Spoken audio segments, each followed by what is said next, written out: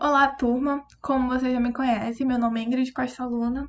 Eu sou estagiária do professor João, na disciplina de Ciências, e hoje nosso assunto vai ser sobre sistema nervoso e substâncias psicoativas.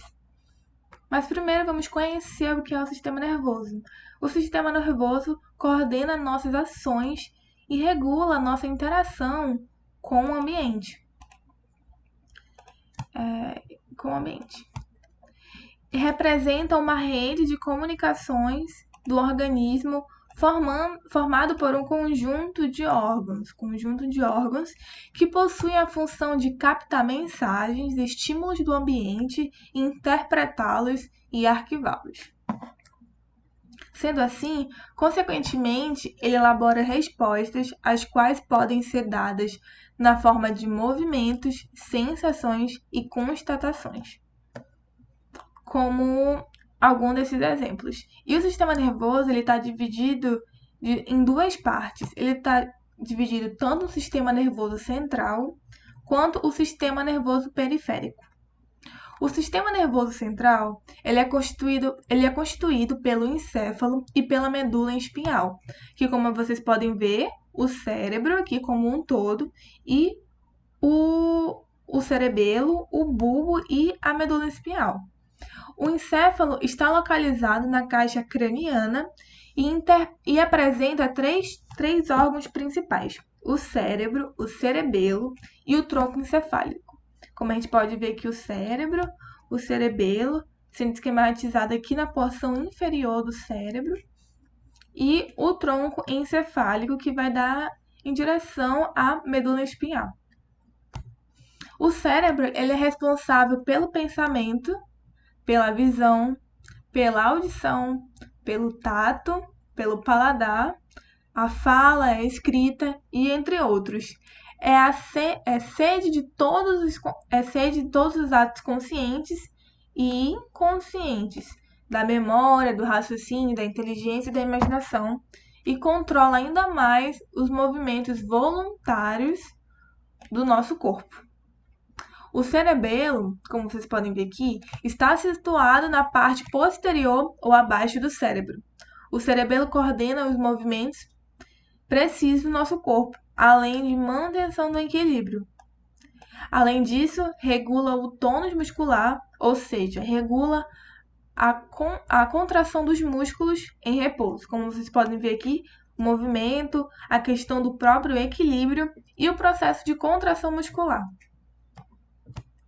O tronco encefálico, como vocês podem ver aqui nessa imagem, está localizado na parte inferior do encéfalo e conduz os impulsos nervosos do cérebro e para a medula espinhal e vice-versa. Além disso, produz estímulos nervosos que controlam as atividades vitais do nosso corpo, como movimentos respiratórios, ao tossir, ao espirrar, os movimentos cardíacos também, e o reflexo e a deglutinação, quando estamos mastigando, engolindo algum alimento. A medula espinhal é um cordão de tecido nervoso situado dentro da coluna vertebral. Como vocês podem ver aqui nesse GIF, nessa imagem, a nossa coluna ela é formada por vértebras. E por isso que possui esses pequenos espaços entre elas, onde estão localizados os nossos discos vertebrais. E a sua função é conduzir os impulsos nervosos do restante do corpo para o cérebro e coordenar os atos involuntários, alguns reflexos. E aquilo foi o sistema nervoso central. O sistema nervoso periférico ele é formado por nervos que se originam no encéfalo e na medula espinhal. Sua função é conectar o sistema nervoso central ao resto do nosso corpo. Como vocês podem ver aqui nessa imagem, está tudo interligado. E a função do sistema nervoso periférico está relacionada com o transporte de informações. É esse sistema, portanto, que capta as informações e as leva até o sistema nervoso central, essa sigla aqui, e traz as respostas geradas pelo sistema nervoso central para os nossos órgãos efetores. Então, é fazer essa conexão da resposta do sistema nervoso central, passa pelo sistema nervoso periférico e assim acaba se conectando com todos os órgãos do nosso corpo. E existem algumas células específicas no processo do sistema nervoso, né? Que o primeiro que vamos mostrar é os neurônios.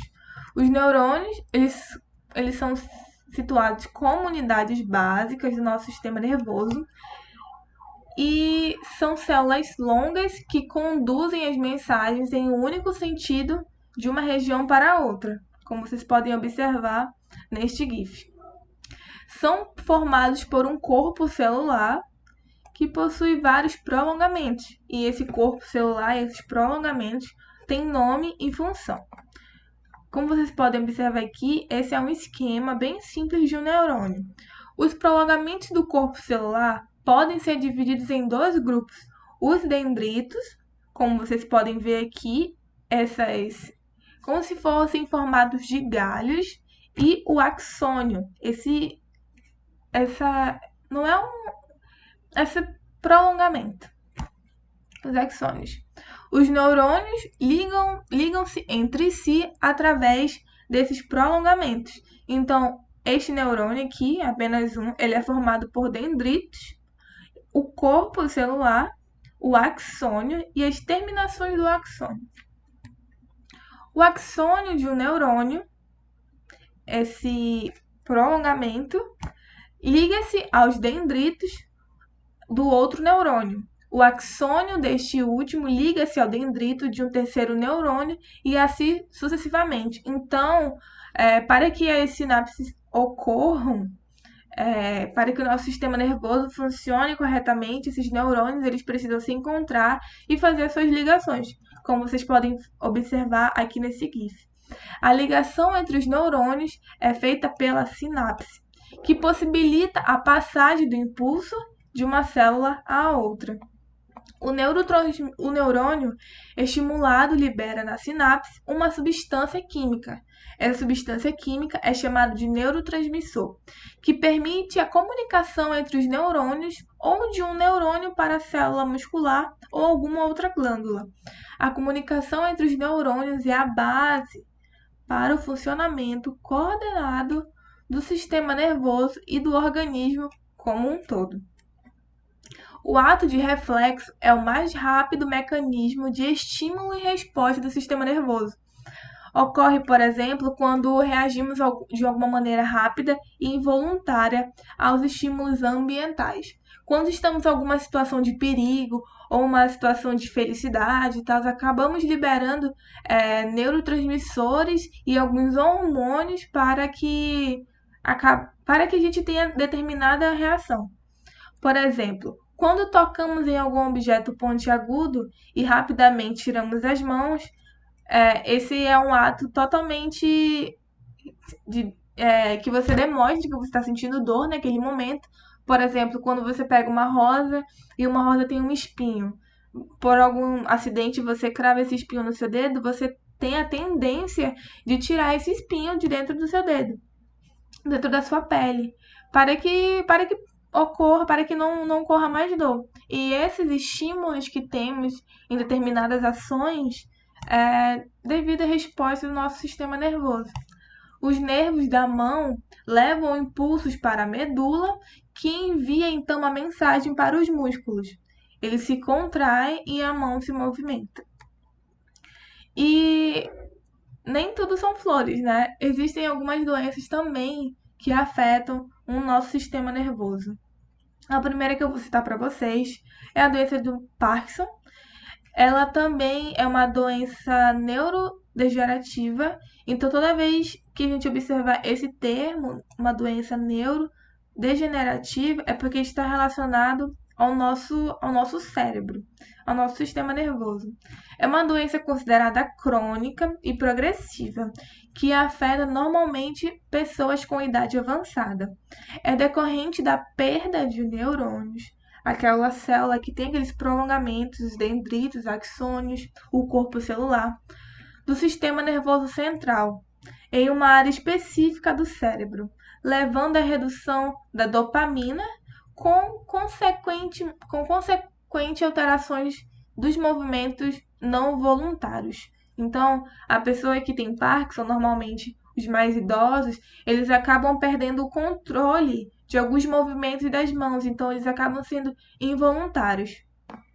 A segunda doença é o mal de Alzheimer, também uma doença neurodegenerativa que ocorre no cérebro, que causa a morte dos neurônios, enquanto a outra é decorrente da perda dos neurônios, os neurônios vão acabando se perdendo e não fazendo as sinapses de forma correta.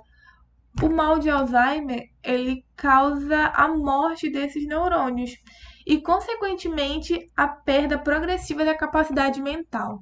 Então, normalmente, essas doenças, elas acometem mais em pessoas idosas. Uma pessoa, um senhor, uma senhora que possui Alzheimer, ela vai perdendo a sua capacidade de memória. Então, o cérebro, ele acaba tendo algumas deformações por causa não tão deformações, mas ele vai ficar de um formato diferenciado com a perda desses neurônios. Aqui a gente pode ver é um cérebro saudável e aqui é um cérebro de uma pessoa que tem o Alzheimer. Então, as memórias e algumas lembranças são perdidas quando o paciente tem essa doença. Outra doença também é a poliomielite, causada por um vírus que causa paralisia e atrofia dos músculos. Existe uma vacina para isso que toma quando você é criança e os músculos eles acabam ficando atrofiados, bem curtos e fazem com que você não consiga realizar determinado movimento, como andar, por exemplo. E também um AVC, chamado de acidente vascular cerebral, popularmente conhecido como derrame, é um problema neurológico decorrente da obstrução, isquemia ou rompimento de vasos sanguíneos cerebrais, chamado de hemorragia, como a gente pode ver, acaba como temos muitos vasos, principalmente na cabeça, o AVC ele ocorre quando esses vasos acabam se rompendo devido a alguma pressão, devido a alguma outra doença, fazendo com que esses vasos eles acabam sendo rompidos. E essa foi a primeira aula, turma, sobre sistema nervoso. Essa aula vai ser dividida em duas partes, então a próxima aula, o próximo vídeo, vai ser sobre substâncias psicoativas. Obrigada.